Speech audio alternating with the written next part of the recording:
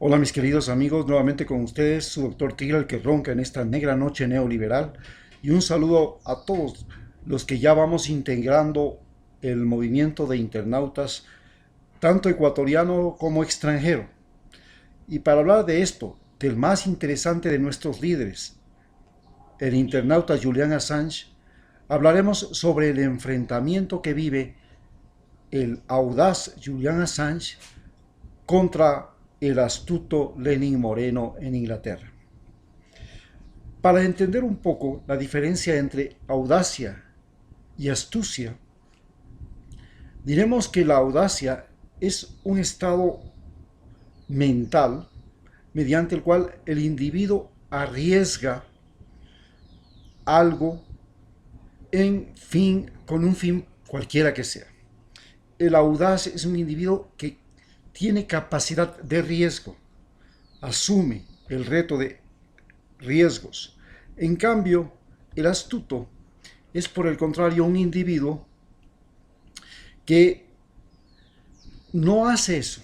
El astuto es un individuo que se acomoda a las circunstancias, que busca la oportunidad, mientras el audaz procura crear posibilidades. El astuto quiere crear oportunidades y sacar oportunidades. Nuestro país ha sido un país de astutos toda la vida. Tuvimos los astutos de la época del banano, gente que de la noche a la mañana se hizo rico. Por ejemplo, ustedes recuerdan a Alvarito, su padre fue un astuto que vendía lotería, le nombraron como vistaforador de la compañía Standard Fruit en la provincia del Oro y como vistaforador comenzó entonces a extorsionar a los campesinos para decirles que si no le pagaban una propina, no pasaba su banano, porque se creó un sistema nuevo, ya no era el de racimos, sino el de cajas. Y este sistema le permitió a él ir acumulando dinero. Este sistema lo aplicaron todos los vistaforadores, tanto del Standard como la de la United Fruit, y así se enriquecieron. En el caso de la provincia del Oro, Luis Novoa Naranjo. En el caso de la provincia de Esmeraldas, Buccelli y otros grandes vistaforadores como Milton Buccelli llegó a ser el más grande terrateniente de la provincia de Esmeraldas. Entonces, este sistema les permitió a ellos hacerse ricos. Eran audaces. No eran audaces, eran astutos. Pero, por ejemplo, audaz fue indudablemente Cristóbal Colón. Cristóbal Colón, un individuo que se lanzó con 3 carabelas y arriesgó su vida y la de otra gente para llegar al Nuevo Mundo. Audaz fue Magallanes, que se cogió las embarcaciones y se cruzó y descubrió el estrecho de Magallanes y cruzó del Atlántico al Pacífico. Audaz fue Hernán Cortés, que quemó las embarcaciones de los conquistadores para que no pudieran regresar a Cuba y forzarlos a resistir la embestida de los aztecas. Audaz fue indudablemente Pizarro. Francisco Pizarro con 128 hombres se subió hasta Cajamarca y frente a un ejército de 40.000 hombres que se dicen desarmados, pero en realidad no estaban desarmados, porque el arma fundamental de los incas era la honda y todos tenían sus cuerditas con todo lo necesario para lanzar piedras. Esa era el arma fundamental de los incas. Sin embargo, no se atrevieron a atacar al ejército español una vez que inmediatamente en el ataque Pizarro se apropió de la vida de Atahualpa e inclusive lo defendió con una espada evitando que lo maten. Y los indígenas no podían atacar a los españoles porque significaba matar a su propio rey. Entonces esta jugada de audacia le permitió a Pizarro en 90 minutos conquistar un imperio que tenía entre 12 y 15 millones de personas. Es algo inaudito y que tenía más extensión que toda Europa occidental. Entonces, ustedes miren cómo la audacia ha llevado a los seres humanos a hacer cosas extraordinarias. Julian Assange es un audaz. Era un hacker, un australiano hacker. ya en sus universidades tuvo problemas porque hackeó las notas de sus compañeros y hackeó la información de la Universidad de Melbourne. Y puchica, eso fue un caos. El primer hacker que recuerda Australia. Desde ahí los australianos son famosos hackers e inclusive vendedores de antivirus. Pero este hacker hizo algo extraordinario. Creó una organización que se llama Wikileaks. Esta organización Wikileaks publica por internet todas las incorrecciones, todas las trampas que han hecho los gobiernos en el mundo. No solamente el gobierno norteamericano, ha hecho gobiernos africanos, gobiernos árabes, gobiernos latinoamericanos. Todo esto lo ha denunciado a través de Wikileaks. Era un sistema de transparencia informática. Y por supuesto, fue juzgado por los Estados Unidos porque cogió una información que la pasó un espía norteamericano, que es un oficial de apellido Maney, que ahora ya no es masculino, es femenino, se cambió de sexo, y le entregó a él. Él lo que hizo es publicar. Lo mismo lo hizo Snowden, otro agente del Servicio Nacional de Inteligencia de los Estados Unidos, que le pasó información y también la publicó. Era información confidencial. Él no robó la información, él la publicó. Había hecho algo peor que robar. Porque el problema no era que se roben la información, el problema es que esa información sea publicada. Por supuesto, tenemos el caso de los papeles de Panamá, que también es una información confidencial que se roban y sí la publican los medios de comunicación. Pasa el caso de Odebrecht, también una información confidencial que la publican los medios de comunicación. Y en el caso de Wikileaks y sus informes también son publicados por los medios de información, los grandes medios de comunicación. En este caso, en el caso de Julian Assange, no solamente que tenía que irse él preso, tenía que irse los delatores, bueno, Maney y Snowden. A Maney ya lo perdonaron. A Snowden está refugiado en Rusia porque tiene miedo de que si va a Estados Unidos lo van a matar. Pero todos los medios, los grandes medios, el Washington Post, el New York Times, la BBC, la Deutsche Welle, todos estos medios que publicaron la información de todas las cosas que decía y hacía la diplomacia norteamericana, tendrían que ir a la cárcel, pero los dueños son millonarios, son gente que tiene poder. Pónganse ustedes a pensar que el New York Times es el dueño de Claro, él es el dueño del 51%, que el Washington Post, el dueño ahora es el dueño de Amazon, el hombre más rico del mundo, que tiene más de 100.000 millones de dólares. Entonces a esos, ¿quién les toca? Pero se la cogieron con Julian Assange. Entonces Julian Assange, al verse en peligro, acude a la Embajada de Ecuador. Pero ¿por qué acude a la Embajada de Ecuador? Porque Ecuador en ese momento era el país líder de la libertad de prensa. Era el país líder en el mundo de la libertad de prensa. ¿Y por qué era líder en el mundo? Porque permitía que los medios de comunicación privados siguieran con su discurso, siguieran con sus noticias falsas y se las combatía a través de los medios de comunicación estatal, que eran básicamente la radio y la televisión pública y el diario El Telégrafo.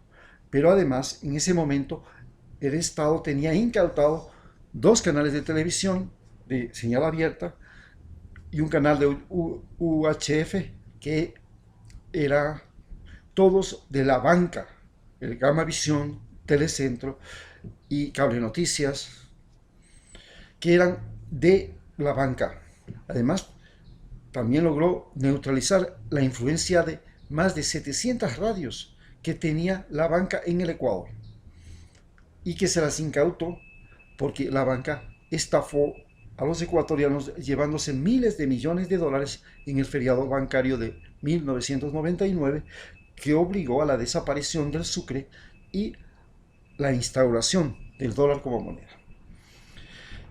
Entonces, Julian Assange acude a la Embajada de Ecuador y es ahora prisionero de la Embajada de Ecuador. Cuando llega a la presidencia Lenín Moreno en cambio comienza a hacer las gestiones para librarse del denominado piedra en el zapato, un problema heredado.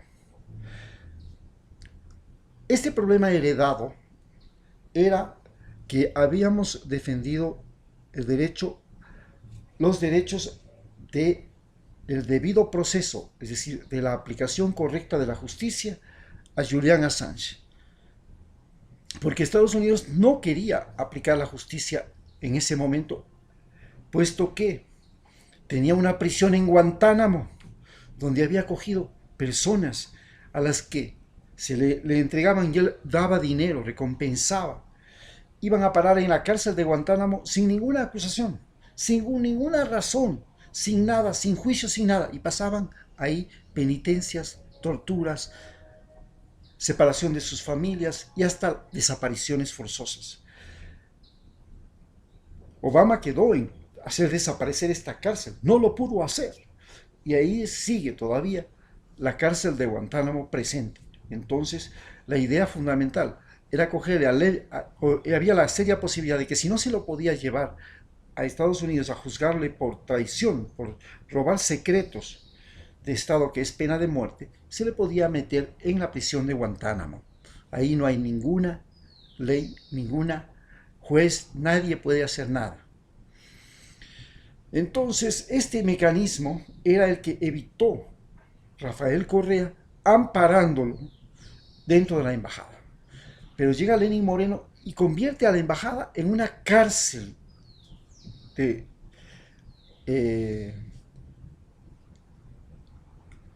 esta cárcel se convierte porque le quitan a Julian Assange el derecho a la internet, le quitan a Julian Assange el derecho al teléfono, le quitan a Julian Assange el derecho a usar la correspondencia.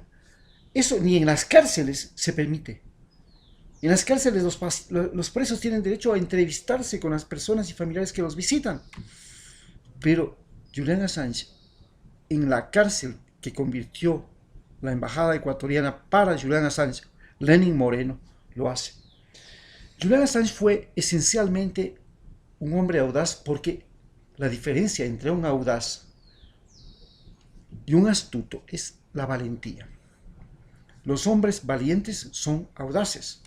Donald Trump es indudablemente un hombre audaz, porque quieran o no quieran, ha sido un individuo valiente. Tonto pero valiente, imprudente pero valiente, y es audaz. Y hay que admitir, es un hombre audaz. Y siempre fue audaz. Por el contrario, Lenín Moreno no es valiente. Todos nosotros sabemos que él no es valiente. Y no es valiente porque en esta gira que fue a hacerla por Europa, en lugar de mostrar las obras que ha hecho, los progresos que ha dado, las mejoras económicas, no puede mostrar índices de progreso en el Ecuador, no puede mostrar obras, no puede presentarse en universidades como Correa a disertar, porque realmente su oratoria es pésima, no tiene nada que mostrar y, de remate, es un cobarde. La cobardía tiene un elemento fisiológico, un elemento subjetivo, o sea, un elemento objetivo, un elemento subjetivo y un elemento intersubjetivo. El elemento objetivo de la cobardía es esencialmente lo que tiene que ver con el cuerpo humano. Ustedes saben, la castración en los seres humanos creaba los eunucos, y los eunucos esencialmente eran cobardes, igual que los bueyes, igual que los perros castrados, igual que los caballos castrados, pierden algo fundamental, la valentía. La lesión que tiene Lenín Moreno afecta a sus testículos, a sus órganos genitales, y ahí está la esencia misma de la valentía. Lo mismo pasa en las mujeres, cuando hay una lesión de columna. La esencia del feminismo, del valor, de la valentía femenina, está justamente en sus órganos sexuales. Entonces, este es el factor objetivo de la cobardía de Lenín Moreno. El factor subjetivo de la cobardía de Lenín Moreno es un individuo indefenso. No puede defenderse porque no puede ni siquiera mover con sus propias manos su silla de ruedas, porque hay paralíticos muy maravillosos que hemos tenido en el Ecuador. Cachito Vera, Alfredo Vera, que fue el ministro de Educación de Rodrigo Borja, que fue ministro de Rafael Correa, que llevó la educación de la revolución de la alfabetización de adultos en el gobierno de Rodrigo Borja, que ha dirigido el Museo Guayasamín. Es un hombre con grandes problemas, también un paralítico que se mueve en su silla de ruedas, pero se mueve con sus propios brazos. Ustedes díganme, ¿le han visto alguna vez a Lenín Moreno empujar con sus brazos sus propias sillas de ruedas? No. Entonces tenemos un individuo que perdió su capacidad de ser autosuficiente. Y esta incapacidad de ser autosuficiente lo volvió cobarde. Cobarde a las enfermedades, porque si alguien le da la mano y está con gripe, le da una neumonía y se muere. Cobarde al contacto con la gente, porque cualquier persona lo puede atacar, le puede escupir, le puede insultar, y él no tiene ni capacidad de responder ni de defenderse. Esta fue el factor subjetivo que ha creado en él la cobardía. Y hay un factor intersubjetivo que ha creado la cobardía en él.